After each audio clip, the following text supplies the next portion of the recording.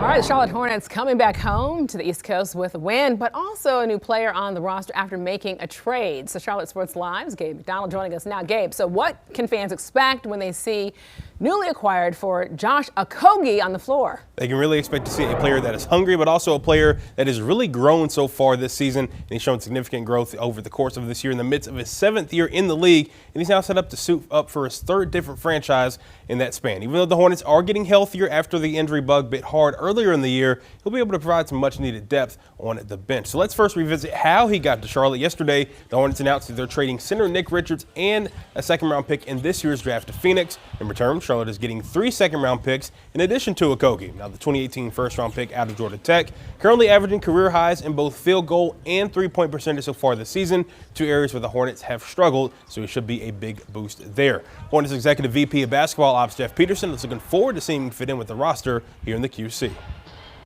He's going to give you exactly what he has on a nightly basis. It doesn't matter if you're playing in Utah or Phoenix, whatever the night may be. He's having a career year in shooting the basketball this year, which speaks to his work ethic, the amount of time he puts into the gym.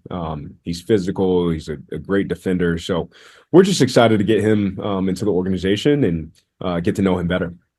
Okogie sure to be a solid addition for the Charlotte Hornets. And coming up at 6, we'll hear from a man already on the squad that's coming off the best game of his career so far, that being center Mark Williams. Alicia. All right, I've been real impressed with the Hornets front office making these big decisions, but what are your personal thoughts about this trade? I think, just look at a guy that's really just been able to really just make the most of every opportunity he's getting in Phoenix. And now you look at the depth because you don't have a guy like Trey Mann that was able to bring that instant spark off the bench. So I think Josh could provide that. You have guys like Cody Martin who came up big last night. So I think you have that depth there in the backcourt. Definitely going to be big to take the load off LaMelo a little bit. You want to see your star on the floor, but you also want some guys to help carry the load too when he's on the bench. LaMelo and Brandon Miller. Yes, absolutely. Right. Okay. Hey, one of the most dynamic backcourts in the league too. Got to put him in there. Yeah. All right, Gabe, thanks for your coverage.